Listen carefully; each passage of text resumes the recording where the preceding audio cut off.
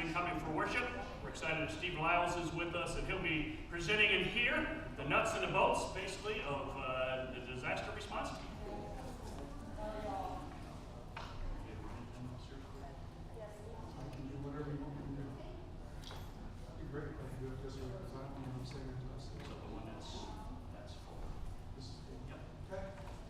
Good morning, everyone. I don't have notes, so you're going to see me look over my shoulder to see what slide we've got. You can tell me what it is, and then I can. This is Mark and Laura. They are the founders of DRT. They have been out on job sites for 12 years. They started going out to different locations, helping different organizations, mainly in the Florida area. It seemed like there's always disasters in Florida, with hurricanes and what have you. And after 12 years, Mark said, I think this is our calling. So they formed DRT. At that particular time, it was located in Melbourne, Florida. And they are actually, their home is in Huber Heights, Ohio. But it got to be a little awkward working out of Melbourne, Florida, because all the equipment was in Ohio. Every time they needed to get new license and things like that for some of the equipment, they had to run down to Florida to take care of that. And finally, they went to Castle Hills Church, and Castle Hills says, well, we'll sponsor you. So it's right there in our backyard. So they started working out of Huber Heights. Mark's got a great big warehouse, because Mark used to be a contractor. He used to be working construction. He had his own company. So he already had a big outbuilding there, and so that's where a lot of the equipment is located. But they founded DRT in 2004. This is a picture of a couple of our trailers. These are small trailers. These can be hauled by pickup trucks. And this is located in the parking lot of the Castle Hills Church. As you can see, they're loading the thing up, top to bottom. These are our small trailers.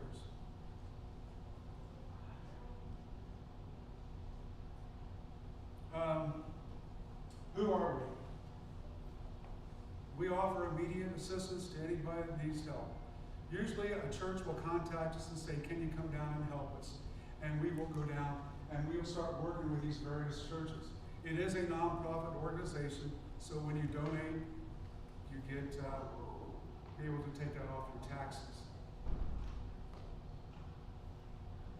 Now, this is a partial map because it's constantly being updated, but you can't see it real well.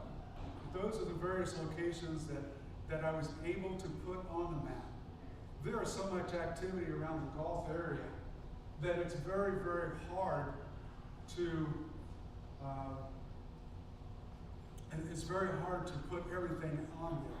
For instance, I asked Mark the other day when I was getting ready to do these slides, I said, how often have we been in Orange, Texas? He said, I think 4 times. You'll see a slide here in a little bit of a place called Bridge City, which is near Orange. They've had 7 hurricanes since 2005. So that's an area that we go to a lot. We were in Pocahontas, Arkansas. Never heard of Pocahontas, Arkansas. It's out in the middle of nowhere. And when we finished up working there and we were packing up everything, getting ready to leave, they said, we'll see you again. Because they get flooded a lot. What happens is that all of this water comes into the area. There's a big river there, and they have levees, and they're made of sand. So when the water gets so high, those levees intentionally break, and it floods a part of an area called Pocahontas, and basically that area is rental property. And what they want to do is flood that area instead of flooding the downtown of Pocahontas. So those poor people who live in that area, it's a floodplains area now. It's been declared floodplains. So if the house is destroyed, they can't rebuild it, but they can be repaired. So what do? there's a list of things, not just a partial list. As you can see, they've got a mobile kitchen. They got a shower trailer, laundry trailer, completely stocked full, of these supplies that we send down. We're always looking for drivers, and I just heard from Mark that last week, one of the guys that always drove for us, always drove pickups down, pulling these trailers. He was 74 years old, and he just died of a massive heart attack. And he's going to be greatly missed.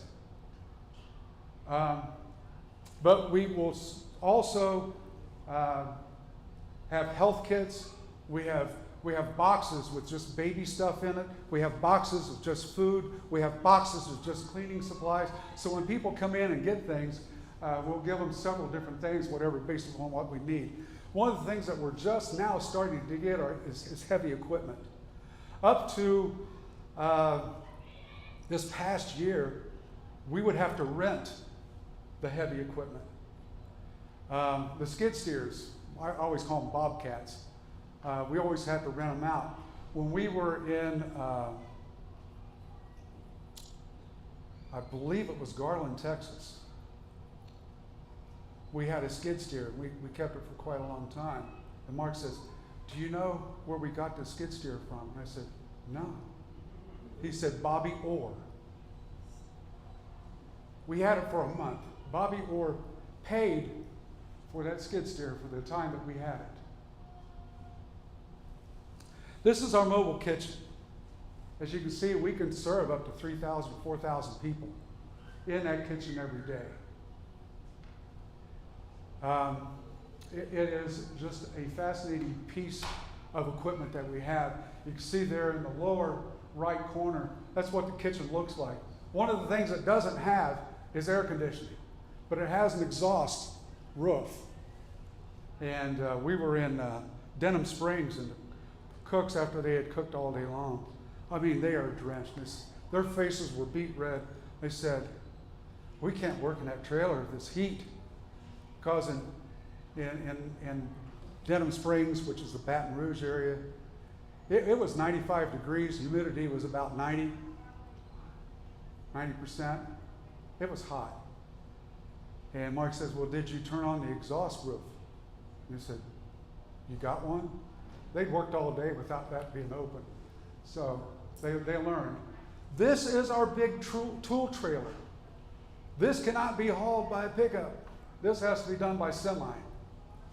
And that thing is a beast. It is the place where we store all the generators, the dehumidifiers, everything goes in there, wheelbarrows. This is the inside of the truck, and this is when it's clean. When we go to disaster sites, and that thing's full of dehumidifiers, it's full of the wheelbarrows, it's full of generators, I'm walking over everything. It is, it's, we can take all that stuff out, but then we got to put it all back in at the end of the day just to protect it, because somebody's going to take it. And we've had some property stolen from time to time. Wheelbarrows, a lot of times, if we feel it's safe, we'll leave them out. But I'm always walking over everything. I had one guy, he was looking at me, and this is when we were in Garland, Texas, and I'm climbing around getting stuff, whatever the people needed. And here. Whatever the people needed. And he's watching me, and he said, "How old are you?" And I think at the time I was 64. And he said, "I just keep watching you work around a trailer." He said, "It's amazing." He said, "I hope I get to be able to climb around and do that kind of stuff when I'm your age." I said, "Well, how old are you?" And he said, 61.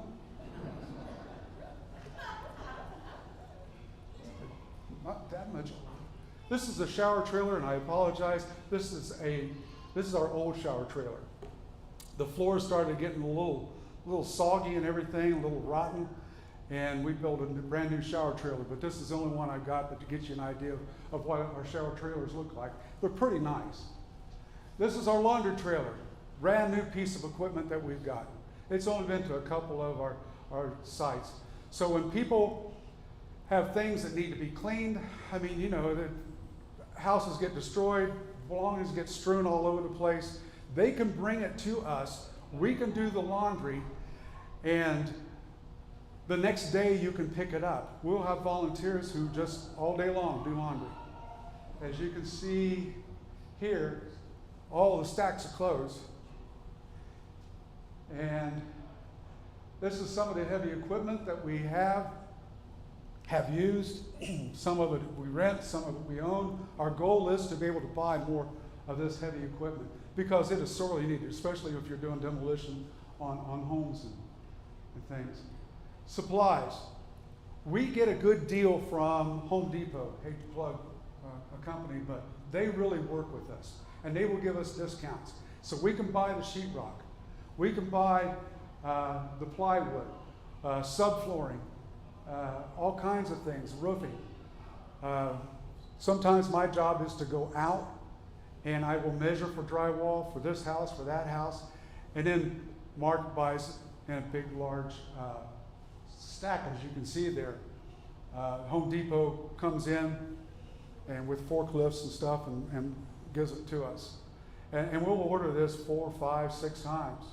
And he'll say, okay, this is the last order. This is it. We need to get the final total on it to go out and try to do that. You'll see there in the lower left mattresses. The group from Nashville who helps give us food will also help supply with furniture. You get a choice. Dining room set, living room set. You can have bedroom set. Bedroom set's the best deal because you get the footboard, the headboard, the rails, and you get a dresser and a nightstand, which I think is pretty decent. Also, you see water heaters there. One of the things that I really dread are going to flood sites. You can see the guys up there. It's hard to clean mud. It is very hard. And a lot of times you don't have running water to do all of that. You can see a guy up there in the middle upper area. That is a guy who's hanging drywall. A lot of times we'll go in, if they got 2 feet of water inside of a building or a house, we will take it up 4 feet because that way we don't have to do any extra cutting.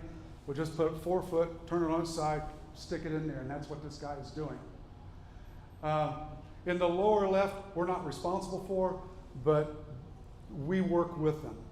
These are usually trucks that go around and they are contracted by the city to go pick up debris. Our volunteers will go and they'll take it to the curb. And this thing is a 10-foot arm, and it'll reach out, grab the stuff, put it in the trucks. And the lower right, you can see an area that was left after one of those trucks has come by and picked up all the debris. What our volunteers has to go do is go back to that site and move it towards the curb again. And we just keep moving the debris towards the curb until it's all gone. We have to usually do it in 3 stacks. You have to have all of your rock, your brick, things like that, concrete. That's in one pile. Another pile is all the building materials and stuff that needs to be picked up, and that's what they usually do. And then you have the recycling. This is an aerial view of Greensburg, Kansas. There on the left, you can see what Greensburg, Kansas looked like before. And then on the right, you can see what Greensburg, Kansas looked like after. Some of these places we go to, very large areas of destruction. In less than 2 minutes, 95% of the Greensburg population was impacted by this tornado that came through. These people, this was in Rowlett, Texas. They were the first house on the right side on a corner that led into a cul-de-sac. And we started working on a house there in the cul-de-sac. And then our neighbors said, can you help us? So we helped them. Then the neighbors on the other side, can you help us? We helped them. Then across the street, we were doing roofing. These people I didn't talk to. I don't know if you can see the sign, but it says no trespassing. Violators will be shot. I'm not going there.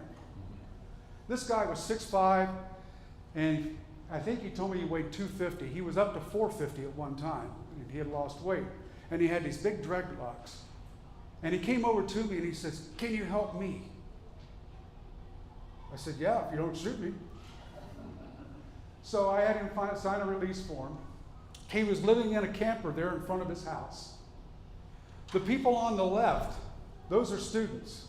I had a principal to call me. And she said, "I have a special request."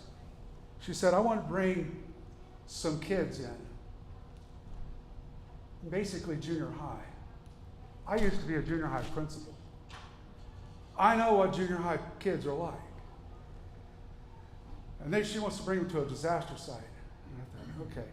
The cul-de-sac next to where this guy was, there was like a street called Kelso Street. Then there was Kelso Place, Kelso Court, and they were both cul-de-sacs. And I don't know how the postman kept everything straight with all the Kelsos. But I said, this one area, I can put all the kids in this cul-de-sac. We hadn't really done a whole lot of work there. We have permission to be on the properties. I'll save that for those kids. She called me back later and she goes, "Now these are special needs kids. These are kids that are ADHD, ADD, OCD, autistic." And I'm going, "Oh no." "Okay, bring them." She said, "They need to see this. They need a lesson in this because they are not only special needs kids, they come from very wealthy families. Very wealthy families. And they need a reality check because they think the whole world they're the center of it." I said, "Okay, bring them." So kids got off the buses and I said, "So what do you think?" And they looked, in the area where they were in, you looked 360 degrees and you saw nothing but destruction. And they went, wow. So they started working. I told the principal, I said, with kids like that, you make sure you have plenty of people to supervise them because I don't want them to get hurt and doing crazy things. So they did. In the meantime, like I say, the people with the dreadlocks and everything, they wanted us to start helping them. The next day, we were going to be tearing their house down. And these kids went over to help. And the principal came to me and says, "How are they doing?" Because I told her I wanted the biggest, strongest kids because there was going to be some heavy lifting there at this house. And I'm doing a great job. And she pointed to the kid that's got the red and black on. She goes, "How's he doing?" I said, "Great. In fact, he seems to be like front and center doing everything." She said, "That's good." Said, "All these kids are wealthy, but this kid is the wealthiest." And he brags to the other kids how much more money his dad makes. His dad was some kind of executive with Sony and worth millions. And so these kids, they worked hard. At the end of the day, one of the little girls said, "I thought this was supposed to be hard work." I said, "Wasn't it?" She said, "No, this was fun." I told them that the people that we were helping were people who were having problems. They were people who lost their insurance, just like I told you about Joe. His dad didn't have the insurance. People who, they got insurance, but it was for not replacement value, but market value. And sometimes there's a big spread. So these kids went home. The principal told me that they made their moms and dads get out the insurance policy and made them to examine it, make sure that they had replacement value instead of market value. Some of these people are just in so much despair. And I'll say to them, "How can we help you?" And their reply is, "I don't know where to start." Let's start at the beginning. I have them fill out an application. And on there, it deals with insurance. If they've got insurance, have you contacted your insurance company? If they have, and they find out the insurance company doesn't replace everything, or a lot of times with flooding, they'll think that they have insurance, but it's not covering flood. When I was in Garland, Texas, we were just finishing devotional, and I had one of the members there at the church come to me and he said, I need your help today. We were supposed to be getting a big rain. He said, the insurance company told me I have to tarp the roof now because if there's any rain damage, they're not going to cover it. He said, I don't care what it looks like. I don't care if the people have experience. I just need to get it covered. That's all I need, just to cover it. It doesn't have to be a beautiful job. So I took some people over and we got the tarp covered. But then there are people who say, there was a lady by the name of May Rucker. She was in Baton Rouge. And she was crying. She was a black lady. And she said, all my life, I have never sought a handout. I have never, ever wanted to go on welfare. She said, if I needed extra money, I went out and found another job. When I needed to put my kids through college, I worked 3 jobs. I never wanted a handout. She said, I've gone to FEMA, and FEMA has turned me down. I've gone to the Red Cross. They're not helping me. I've gone to my church. They haven't helped me. She goes, nobody wants to help me. I said, we will. So we tore out the drywall. I ordered her new drywall. She went to church that night and she says, I found an angel. She said his name is Steve. This is Denham Springs Church. Not only are homes destroyed or damaged, but sometimes churches. You can see all of the stuff there on the left side. The church pews, the Bibles, the books, everything was gone. We gutted out the church, and then we turned it into a resource place for people in the community to come and get food and supplies. And during church, they brought out folding chairs, and at the end of the church service, they fold them back up. This is in Panama City. This is a map of where our volunteers came from to help out in Panama City. Hurricane Michael was one of the most expensive hurricanes. Everybody thinks Katrina was more expensive, but it wasn't. This was more expensive than Katrina because not only did it get the homes, but it also wiped out the Air Force Base there. And so a lot of planes were destroyed. When I got there, it was like 3 days after the hurricane had hit. There was one place called Mexico Beach we were never, ever allowed to go in because they were still, after 2 months, they were still doing body recovery in Mexico Beach. It was that bad. 59 people died. Yes?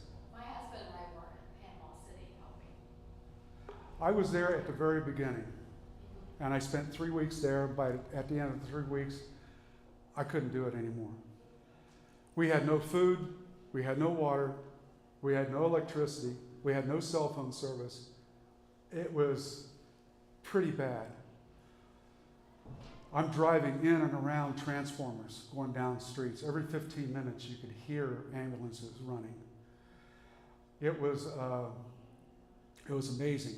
And these ambulances weren't going to local hospitals because every local hospital was destroyed. No electricity anyway if they did. And you had a choice. You could either take people to Dothan, Alabama or Tallahassee, Florida if they needed medical attention. It was pretty bad. We finally got water up and running after 2 weeks. And electricity. Never appreciated electricity in my life more than I did the day that I came on. Cell phone service finally came on.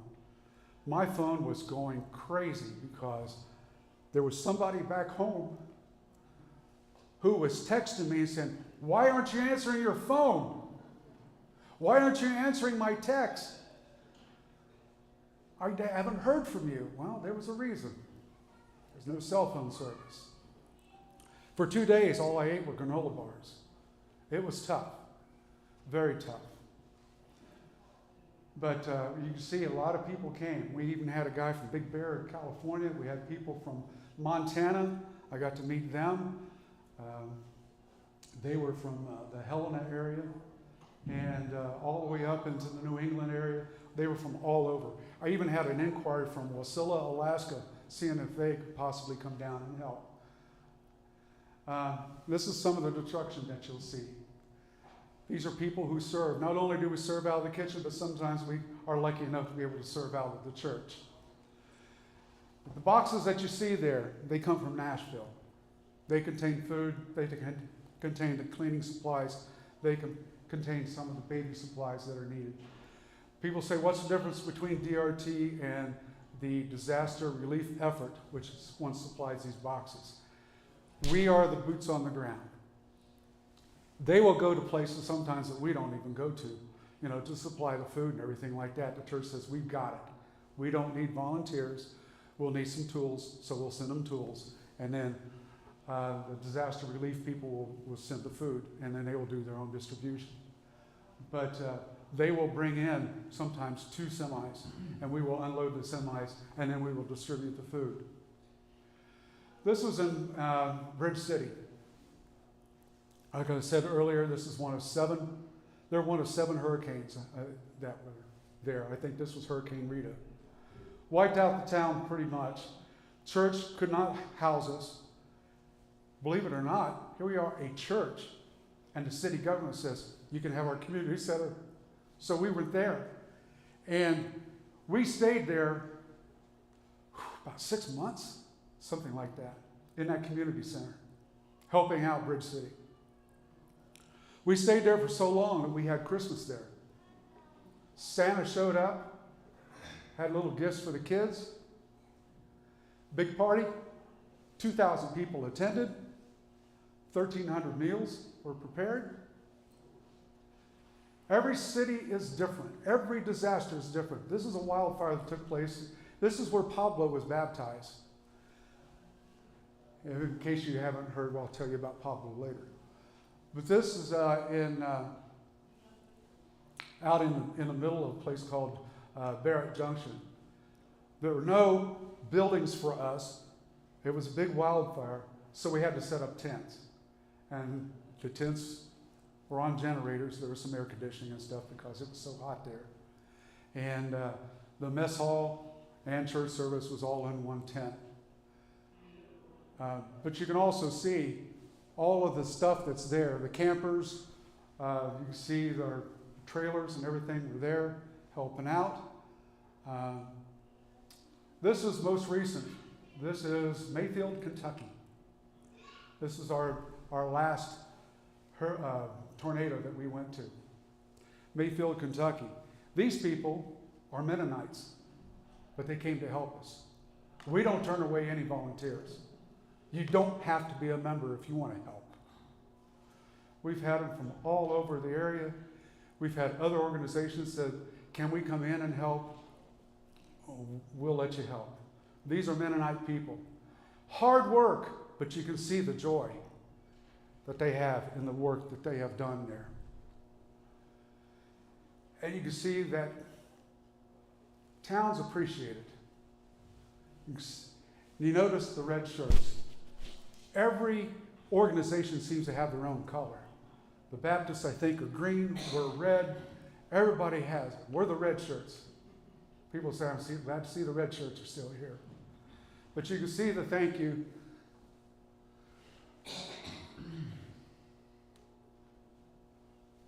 How can you help?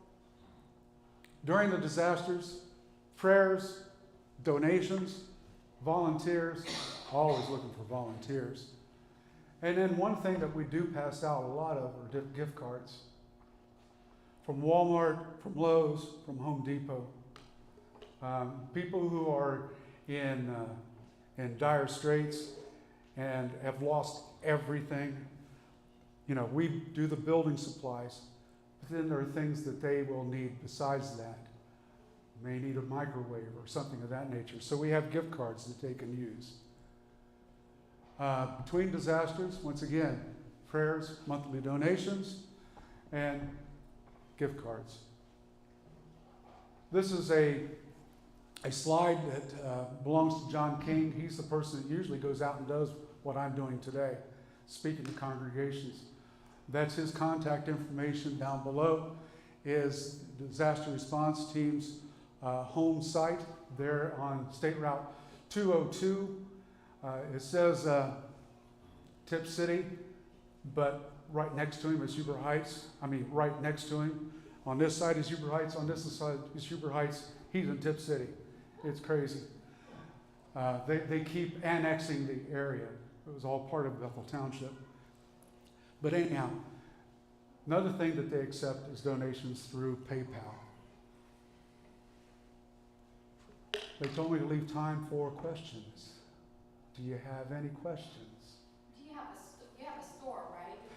Yeah, just recently we set up a store called Reclaim. It's right next to the Northridge Church where we were working when the tornado came through the Dayton area. There was this building right out in front. And a guy by the name of Lundy Neely, who is a person, is a very smart businessman, was worth lots of money. He bought that building and told the DRT, said, you can use that. We do pay rent, help cover some of the expenses. In October, Lundy died of COVID. So he's been a big loss to us. But he was an elder at the Castle Hills Church, a big supporter of DRT. So yes, we do have a building. They have set it up. I think it's been in operation, for 3 months? Somewhere around there now? A little longer than that? Time flies. I don't know.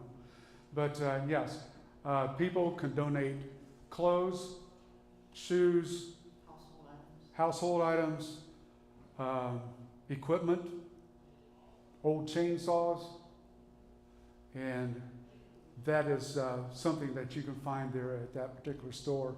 And that kind of helps support DRT as well. It's something that's been a dream of Laura's, so she started that up. And she has people from the church who volunteer and work in the store. Let's see.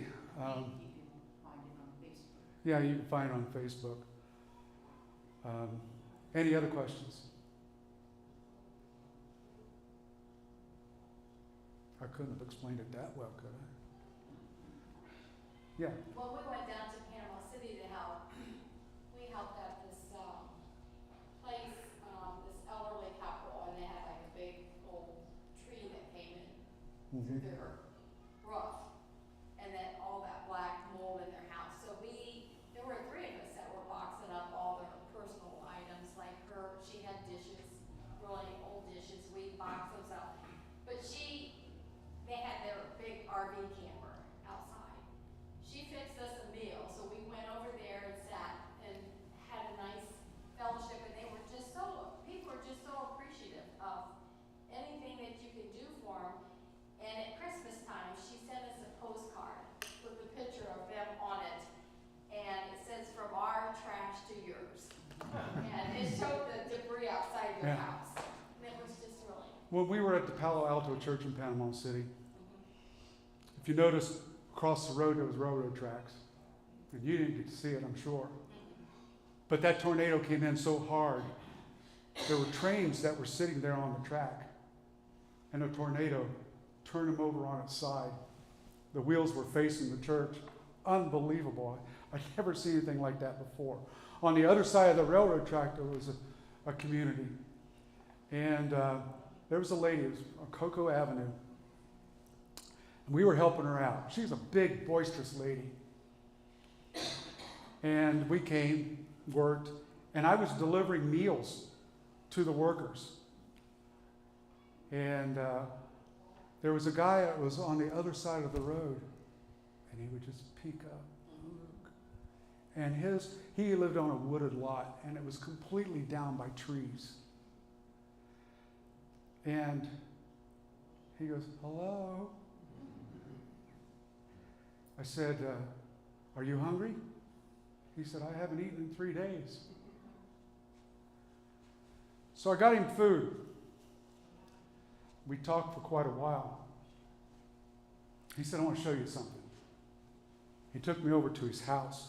Like I say, he lived in a wooded lot. Trees are down everywhere. You couldn't hardly see the house for the trees that were down. He showed me this carport area. and there was a tree. Went right through that carport, right down on top of a 1968 Camaro. He said, I've had that car ever since I was a teenager, and it was now destroyed. I said, would you like for us to come and help you? He said, would you? I said, sure.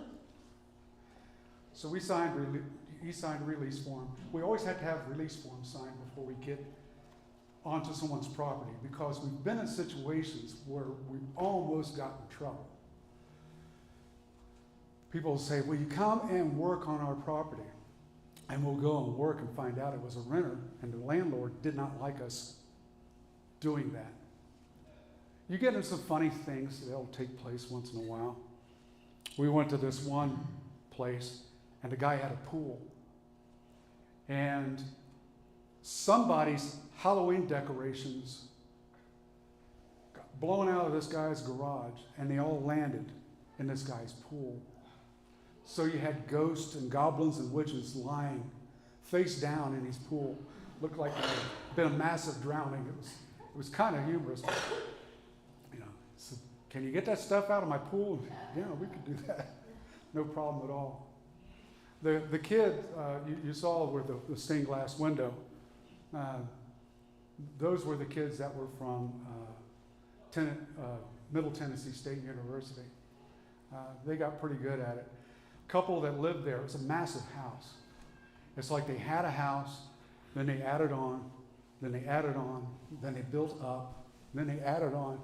It was all chopped up, but it was just this big, it was a maze of rooms. And this older couple was living there, and they had a sign out front and a cross and everything. And the church knew who they were. The church said, oh, wonderful couple. If you can help out in any way, that would be great. Well, we did. And we were working on the house, and there were a group that was there before us, and they were working on the house. And I had a group from Arkansas Tech to show up, and they were a large group.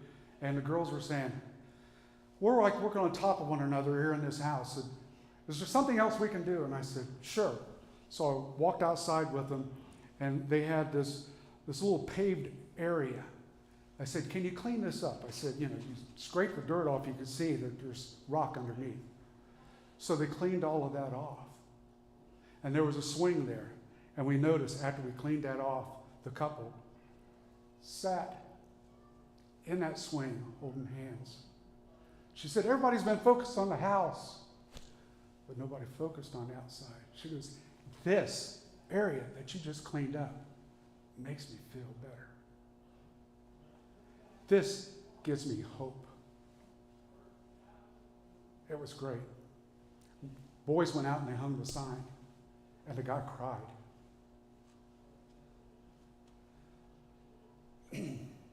Anything else? Yes? Where do volunteers stay?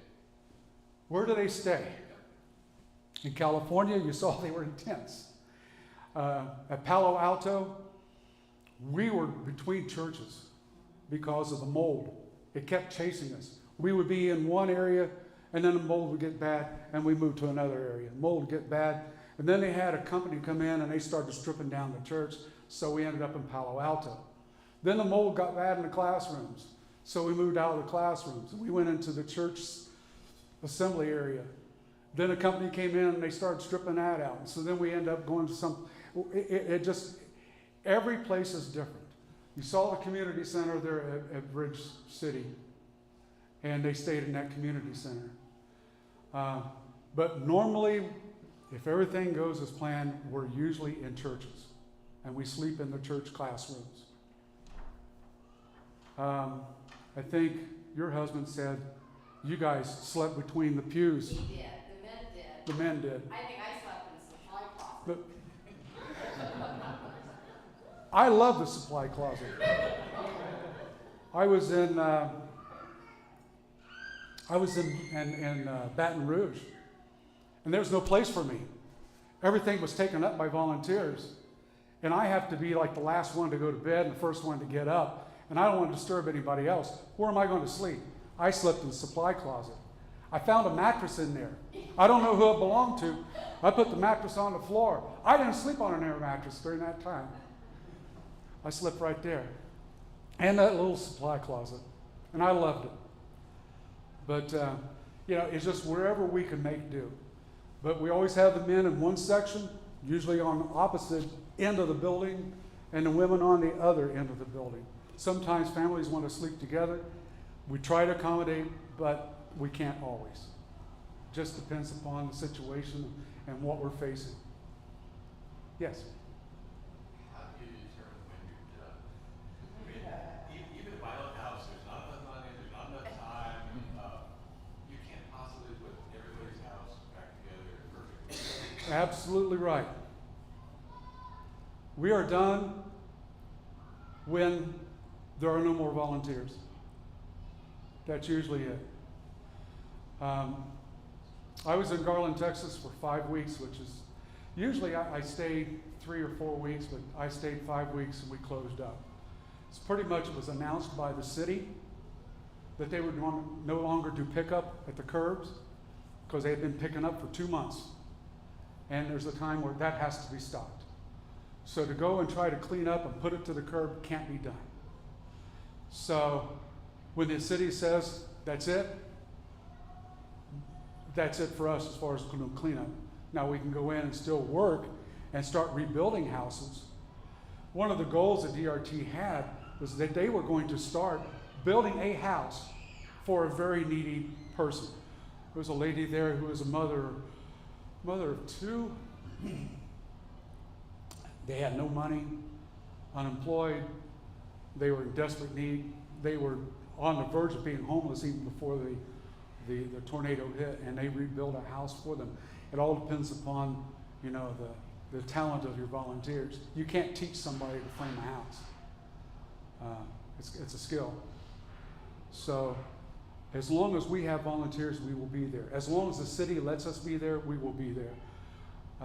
We always say we're the first in and the last out.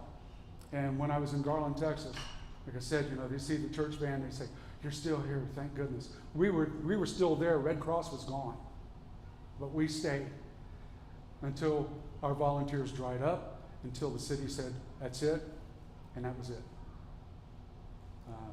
So. You had that one gentleman call you from Northridge. Yeah, and sometimes, I forgot about that. I got a call last year. I told you the tornado came through on Memorial Day weekend 3 years ago. Last year, I got a call from a guy. He said, for whatever reason, I've hung on to your number. He said, I am in a terrible, terrible situation here, and I need you to help me. I said, what do you need? He said, I need you to tear my house down. He said, if I don't have it done by the end of May, the city is going to start fining me. He said, the reason I haven't torn my house down is I don't have any money to tear it down. He said, if I don't have money to tear it down, how am I going to pay for a fine? He said, so I need to have this house down by the end of the month. So organized some local people. We went in, the house was torn down. Some cities will really work with us, and some cities don't. I'm sorry to say the town that we're from, Dayton area, was not very helpful during the time of the tornado.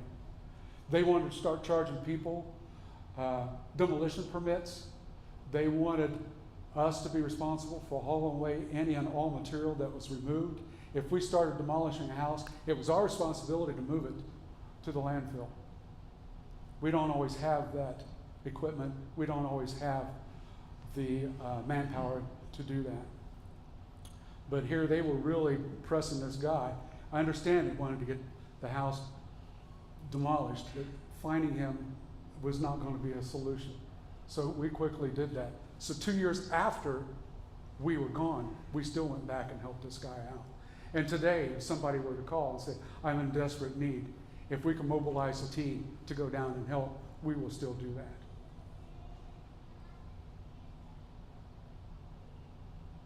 So we don't have a definite timeline for things, but usually it's like, okay, we have no more volunteers. I don't have anybody scheduled for the next 3 weeks. I don't see anybody coming. There's no use for DRT just sitting there. It's time for us to go. I Yeah. The friendships that you make with people from all over, Yeah. Yes. with the workers, the DRT workers. Yeah, there are people that I get to know quite a bit. Those of you who were in the morning service, you saw when I was showing a picture of Joe Esperito, and he was doing this. There was a guy standing with him.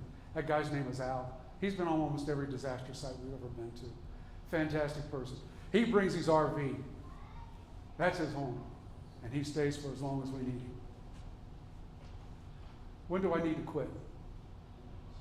2 minutes? Okay.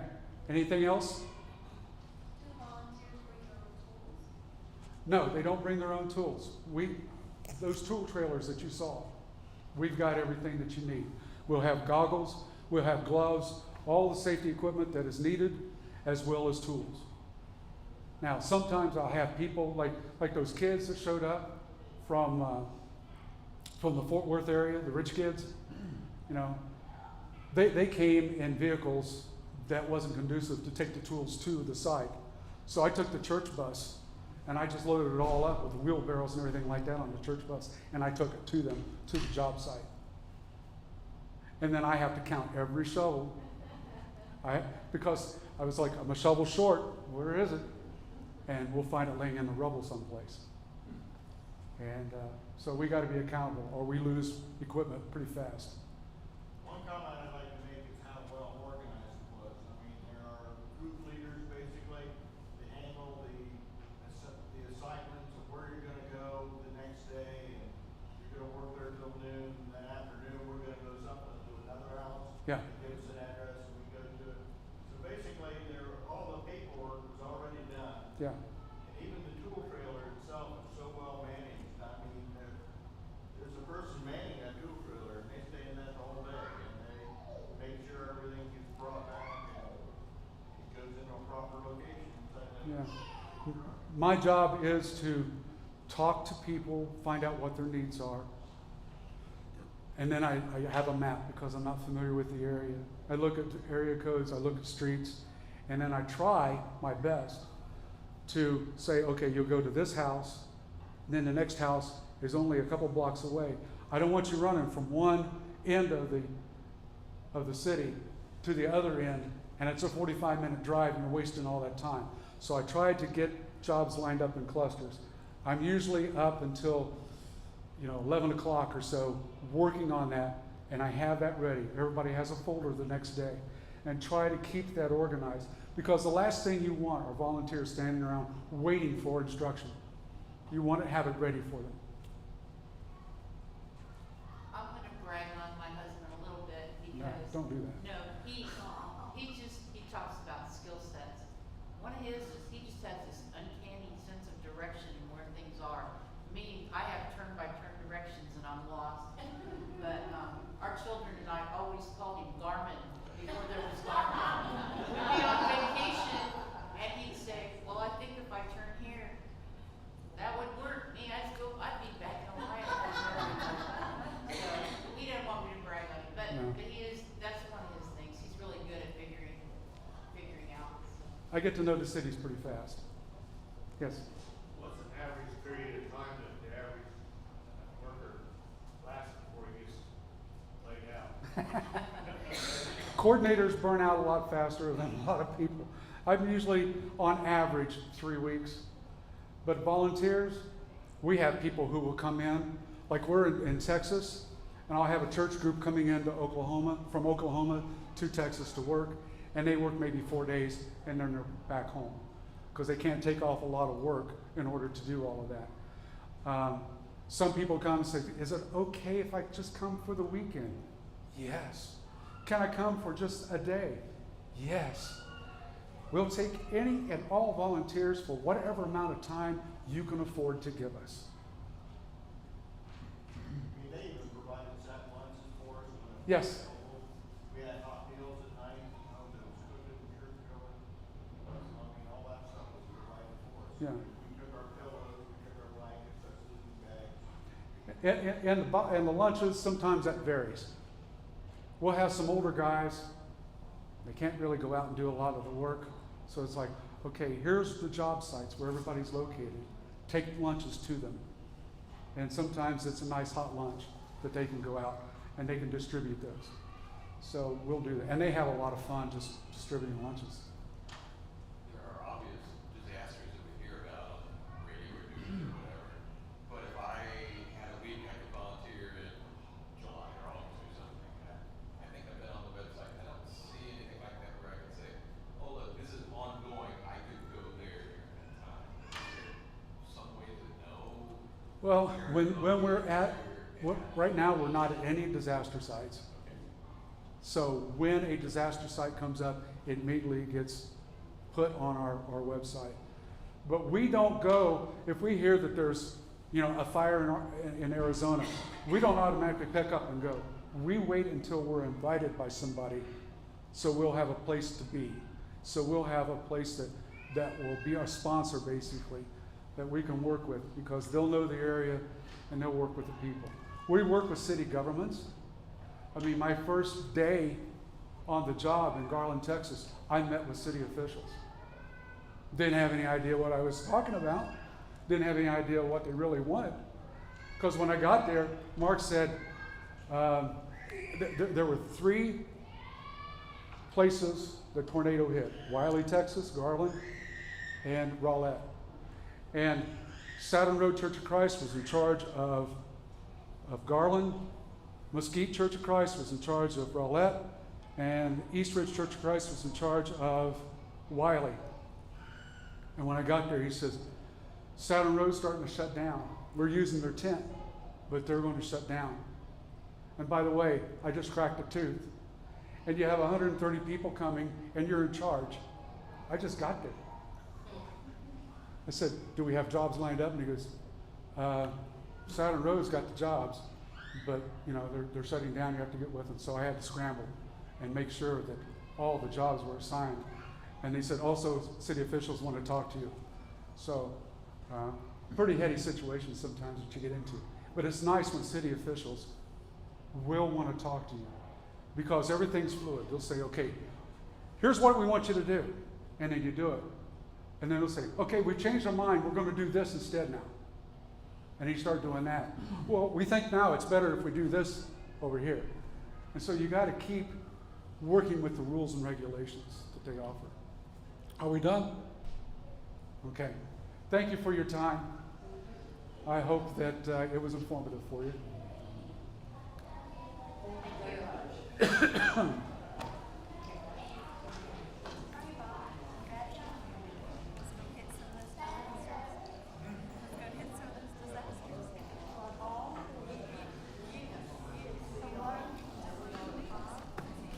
I need to get a drink. Doing all this talking, I need a drink. Do you think that went pretty well?